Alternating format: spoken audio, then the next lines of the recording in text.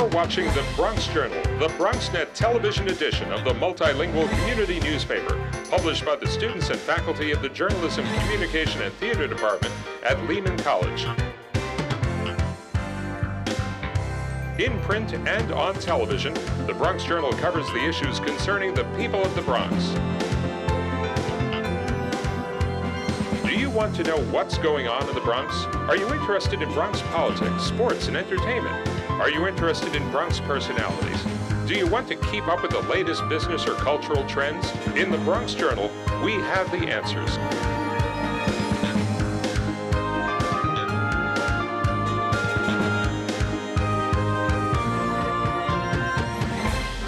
Now here's your host, the Bronx Journal's editor-in-chief, Professor Miguel Perez. In the Bronx, we all know about diversity, but in the Midwest, people are just beginning to deal with cultures and races that they have never encountered before.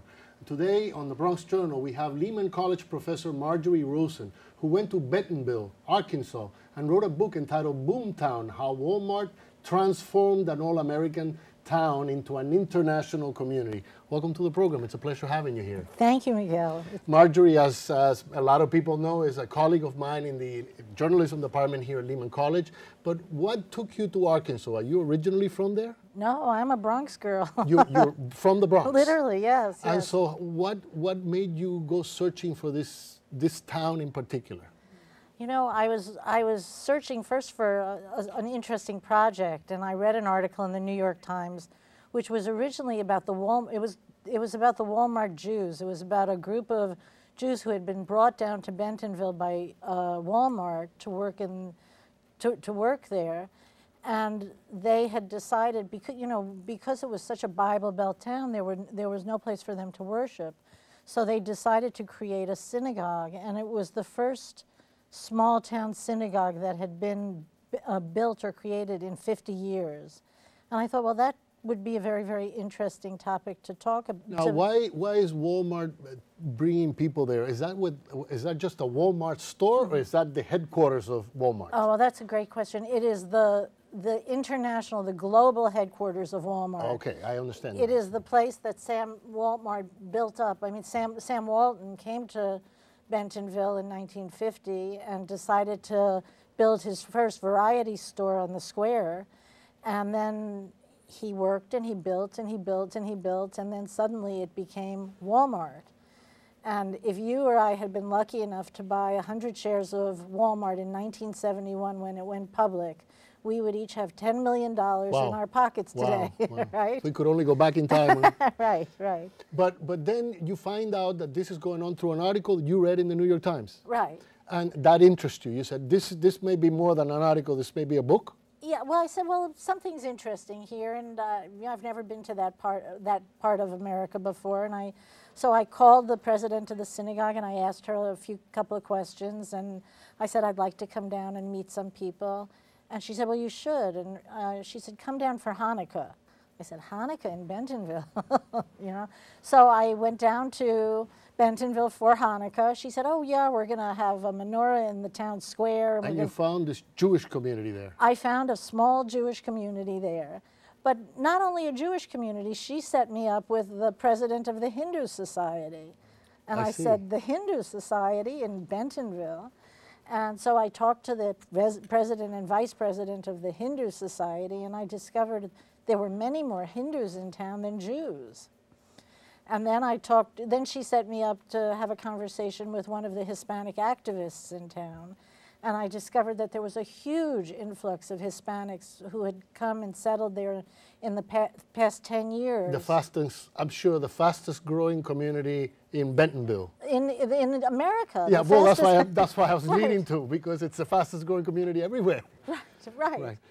But so then you said, okay, so this town is no longer what it used to be. Is that and you decided there's a book here? Well, I wasn't quite sure at first, but there were the Hispanics and there were the Hindus, and then I heard of a Muslim man who was helping Jews in a neighboring town build a synagogue, and I learned that there was a huge Muslim community too that was growing because so many Muslims were being imported to work at Walmart from Bangladesh and India and Pakistan.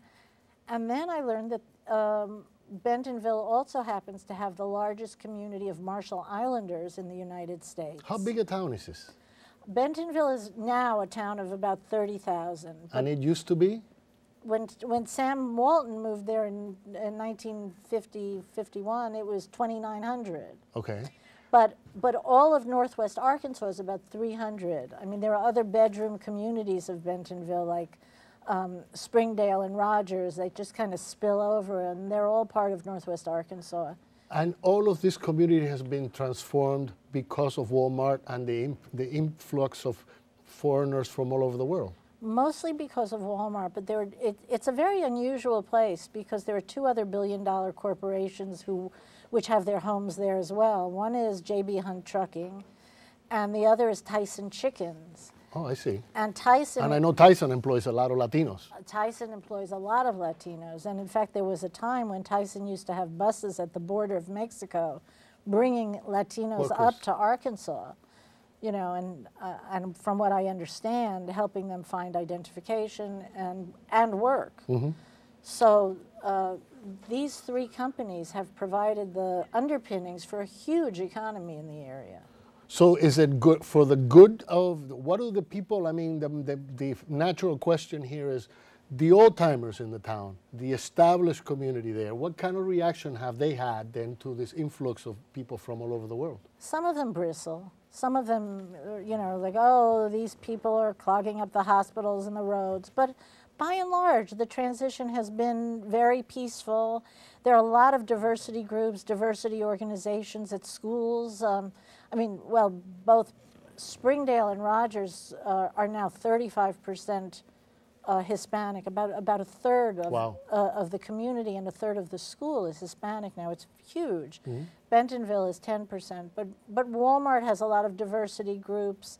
Tyson has diversity groups, and there are a lot of initiatives in the towns to make this transition So easier. people are generally getting along? They're generally getting along, yes. But there are some frictions? There's some friction, yes.